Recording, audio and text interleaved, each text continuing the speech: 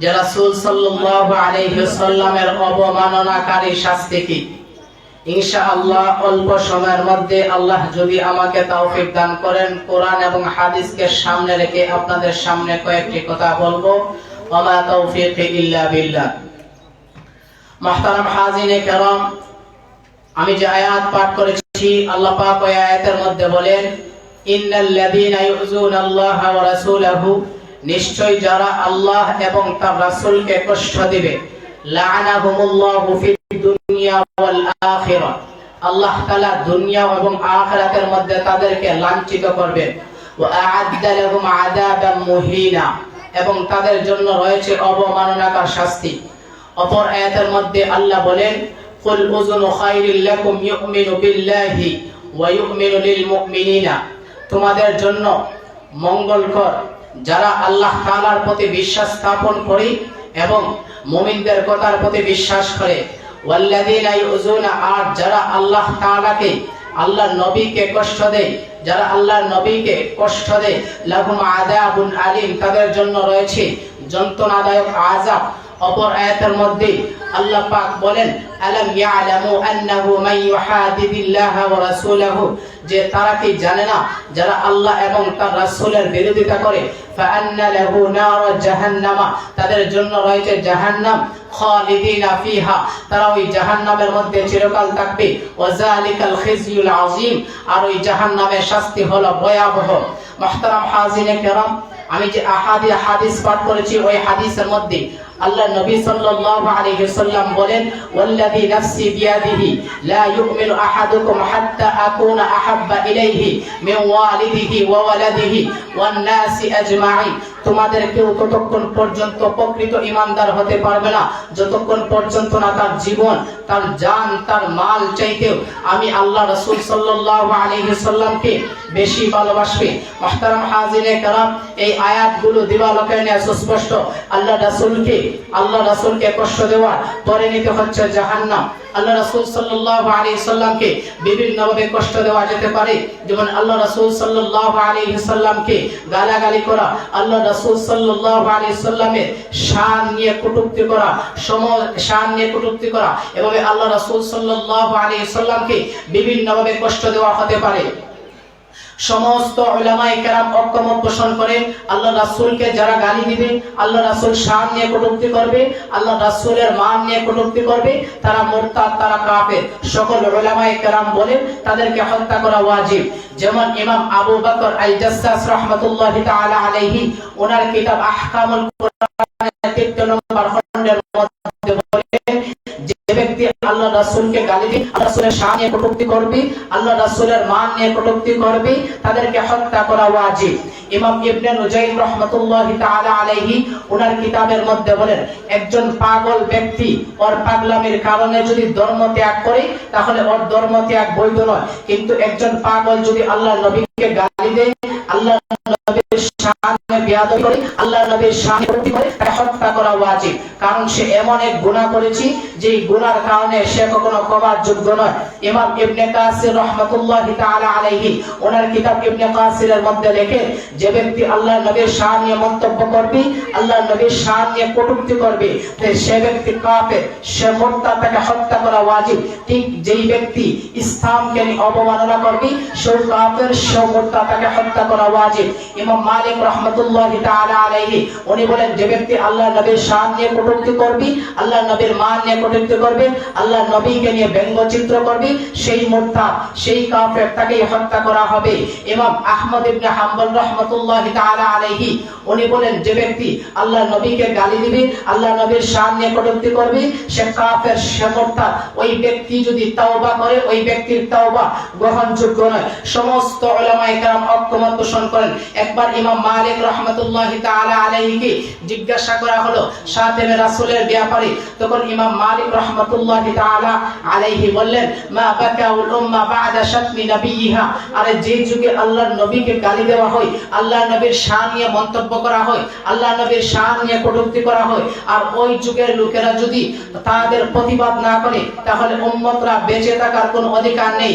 তারপর ইমাম মালিক রাহমাতুল্লাহি তাআলা আলাইহি সুস্পষ্টভাবে উনি ফতোয়া দিয়েছিলেন, দিলেন, মান শাতামাল আম্বিয়া কুতিলা, যে ব্যক্তি আল্লাহর নবীকে গালি দিবে, আল্লাহর নবীর শান নিয়ে মন্তব্য করবে, আল্লাহর নবীর ইজ্জতের মধ্যে আঘাত করবে, তাকে হত্যা করা হবে। আর হাদিসের দ্বারা আমরা বুঝতে পারলাম, আল্লাহ নবী হাদিসের মধ্যে বলেন, ওয়াল্লাযী নাফসি বিয়াদিহি লা ইউমিনু আহাদুকুম হাত্তা আকুনা আহাব্বা ইলাইহি মিন ওয়ালিদিহি ওয়া ওয়ালাদিহি ওয়ান নাসি আজমাইন।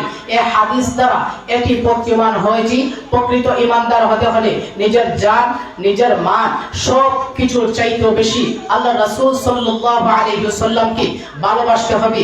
যেই ব্যক্তি আল্লাহ রাসূলকে ভালোবাসবে, তার সামনে যদি কেউ আল্লাহ রাসূলকে নিয়ে মন্তব্য করে, আল্লাহ রাসূলের শান নিয়ে ব্যঙ্গ করে, তাহলে সে প্রতিবাদ করবে। যদি সে চায় হাত দ্বারা প্রতিবাদ করবে, যদি হাত দ্বারা না পারে তাহলে সে মুখ দ্বারা প্রতিবাদ করবে, যদি মুখ দ্বারাও না পারে তাহলে সে অন্তর দ্বারা প্রতিবাদ করবে। কারণ আল্লাহ রাসূল হাদিসের মধ্যে বলেন, মান রাআ মুনকারান ফালইয়ুগাইয়িরহু বিয়াদিহি ওয়া মান লাম ইস্তাতি' ফাবিলিসানিহি ওয়া মান লাম ইস্তাতি' ফাবিকলবিহি ওয়া যালিকা আযআফুল ঈমান। মুহতারাম হাজিরিনে কেরাম, সেজন্য শাতিমে রাসূলদের একমাত্রই শাস্তি হচ্ছে তাদেরকে হত্যা করা। মক্কা বিজয়ের পর রাহমাতুল লিল আলামিন যার ব্যাপারে লকব রয়েছে, আল্লাহ রাসূল সাল্লাল্লাহু আলাইহি সাল্লাম যখন মক্কার কুরাইশা আল্লাহ রাসূলের ভয়ে তারা পালাতে লাগলো, তখন আল্লাহ রাসূল বললেন, মান দাখালা বিবাইতিল্লাহি ফাহুয়া আমিন ওয়া মান দাখালা লিদারি আবি সুফিয়ানা ফাহুয়া আমিন। এবং যেই ব্যক্তি তার ঘরের মধ্যে থাকবে সেই নিরাপদ। কিন্তু মক্কা বিজয়ের পর আল্লাহ রাসূল কিছু মোরতাদ শানে আল্লাহ রাসূল কিছু মুস্তাফা রাসূলদেরকে ছাড় দিলেন না। তাদের মধ্যে হলো ইবনে কতল, কাব ইবনে আশরা ইবনে কতল। ইমাম বুখারী আলাইহি রাহমা বুখারী শরীফের মধ্যে বলেন, ওয়া কানা ইবনে কতল মুতাআল্লিকুম বিআসফারিল কাবা। ইবনে কতল কাবার গিলাফের মধ্যে অবস্থা রয়েছে, এমন অবস্থায় সাহাবীর আল্লাহকে দ্বিখণ্ডিত করেছে। সমস্ত উলামায়ে কেরামরা ঐকমত পোষণ করেন যে শাতিমে রাসূল মুরতাদ, ওদেরকে হত্যা করা ওয়াজিব, ওদেরকে হত্যা করা ওয়াজিব। ফতোয়া শামির মধ্যে ইমাম শামি আলাইহি রাহমা বলেন, আজমা মা قال আবু বকর ইবনে মুনজির আজমা আওয়াম ওয়া আহলে ইলম মান সাব্বা নাবিয়ান ইউকতাল। কে হত্যা করবি, এখন হলো তাকে হত্যা করা ওয়াজিব। কে হত্যা করবি, বলে হত্যা করবে সরকার অথবা সরকারের কোনো কর্মকর্তা। আর যদি সরকার হয় আমেরিকার তাবেদার, সরকার যদি হয় ফ্রান্সের তাবেদার, আর সরকাররা যদি হয় রাশিয়ার তাবেদার, আর ওরা যদি হত্যা না করি তাহলে জনসাধারণ হত্যা করলে ওদের উপর কোনো কেসাস আসবে না। কেন কেসাস আসবে না? বাদাইউস সানাইক নামক একটি কিতাব রয়েছে, ওই কিতাবের মধ্যে রয়েছে, ইন কাতালাহু ইউসালু ক্বাবলা ইস্তিদাবাতি ইকরাহু লাহু ফি যালিকা ওয়ালা শাইউন আলাইহি। কেউ যদি আল্লাহ নবীর শানে মন্তব্য করে, আল্লাহ নবীর শানে ব্যঙ্গ করে, তাকে হত্যা করা ওয়াজিব। কিন্তু ক্বাবলা ইস্তিদাবাতি, তাওবার পূর্বে যদি সে হত্যা করে, সুযোগ না দিয়ে, তাহলে হত্যা করাটি মাকরুহ হবে। কেন তাকে হত্যা করা? বলে পরবর্তীতে বলে লিজাওয়ালি ইসমাতিহি বিরুদ্দাতিহি, সেজন্য তাকে আল্লাহ নবীর শানে মন্তব্য করার কারণে তার রক্ত অন্যের উপর হালাল হয়ে গেছে। তাই আমি সুস্পষ্ট ভাষায় কোটার কোণা থেকে বলতে চাই, নাস্তিকরা শুনে রাখো, মুরতাদরা শুনে রাখো, ইহুদিরা শুনে রাখো, খ্রিস্টানরা শুনে রাখো, চাকমারা শুনে রাখো, ত্রিপুরীরা শুনে রাখো, বিধর্মীরা শুনে রাখো। তোমরা তোমাদের ধর্ম পালন করো, আমাদের আর তোমরা তোমাদের ধর্মে কখনো বাধা প্রদান করবো না। তোমরা তোমাদের ধর্ম পালন করো, আমরা তোমাদের ধর্মের মধ্যে কোনো প্রকারের মন্তব্য করবো না। তোমরা তোমাদের ধর্ম পালন করো, আমরা তোমাদের ধর্ম নিয়ে কোনো প্রকারের কটাক্ষমূলক বক্তব্য দেব না। তোমরা তোমাদের ধর্ম যেরকম ইচ্ছা সেরকম ভাবে তোমরা পালন করো। তবে সুস্পষ্ট ভাষায় বলতে চাই, আমার নবী মুস্তাফা সাল্লাল্লাহু আলাইহি সাল্লামের শানের মধ্যে যদি আঘাত করো, আমার মুস্তাফা সাল্লাল্লাহু আলাইহি সাল্লামের শান নিয়ে যদি কটূক্তি করো, আমার মুস্তাফা সাল্লাল্লাহু আলাইহি সাল্লামের ইজ্জতের মধ্যে যদি আঘাত করো, আমার মুস্তাফা সাল্লাল্লাহু আলাইহি সাল্লামের ইন্নাকা লাআলা খুলুকিন আযীম এই আঘাত করো, আমার মুস্তাফা সাল্লাল্লাহু আলাইহি সাল্লামের ইন্না ওয়া মা আরসালনাকা ইল্লা রাহমাতাল লিল আলামিন এর মধ্যে যদি আঘাত করো, আমার মুস্তাফা সাল্লাল্লাহু আলাইহি সাল্লামের ইন্না আ'তাইনা কাল কাউসারের মধ্যে যদি আঘাত করো, আমার মুস্তাফা সাল্লাল্লাহু আলাইহি সাল্লামের মা কানা মুহাম্মাদুন আবা আহাদিন মির রিজালিকুম ওয়ালাকিন রাসূলুল্লাহি এর মধ্যে যদি আঘাত করো, আমার মুস্তাফা সাল্লাল্লাহু আলাইহি সাল্লামের যদি লা উকসিমু বিহাদাল বালাদ ওয়া আনতা হিল্লুম বিহাদাল বালাদ এর মধ্যে আঘাত করো, আমার মুস্তাফা সাল্লাল্লাহু আলাইহি সাল্লামের হুয়াল্লাযী বা'সা ফিল উম্মিয়িনা রাসূলাম মিনহুম ইয়াতলু আলাইহিম আয়াতিহি ওয়া ইউযাক্কিহিম ওয়া ইউআল্লিমুহুমুল কিতাবা ওয়াল হিকমা এর মধ্যে যদি আঘাত করো মুহাম্মদ ইবনে মাসলামার উত্তরসূরিরা ঘুমিয়ে থাকবে না, মুহাম্মদ ইবনে মাসলামের উত্তরসূরিরা বসে থাকবে না, মুহাম্মদ ইবনে কাসেমের উত্তরসূরিরা বসে থাকবে না, তারেক বিন জিয়াদের উত্তরসূরিরা বসে থাকবে না, শাহজালাল মুজাদ্দিদ ইয়ামিনী রাহমাতুল্লাহি তাআলা আলাইহির উত্তরসূরিরা বসে থাকবে না, ইব্রাহিম আলী মুহাদ্দিসে কদারকুনি রাহমাতুল্লাহি তাআলা আলাইহির উত্তরসূরিরা বসে থাকবে না। নিজের জীবন দিয়ে হলে, নিজের জান দিয়ে হলে, নিজের মান দিয়ে হলে আল্লাহ রাসূল সাল্লাল্লাহু আলাইহি সাল্লামের শাতিমে রাসূলদের বিরুদ্ধে লড়াই করে যাবে। মুহতারাম হাজিরিনে কেরাম, যেই কথাগুলো বললাম আল্লাহ আপনাকে আমাকে আমল করার তৌফিক দান করুন এবং শাতিমে রাসূলদের ব্যাপারে আপনাকে আমাকে কঠোর সিদ্ধান্ত নেওয়ার তৌফিক দান করুন। নাসরুম মিনাল্লাহি ওয়া ফাতহুন করিম ওয়া বাশশিরিল মুমিনিন। আসসালামু আলাইকুম।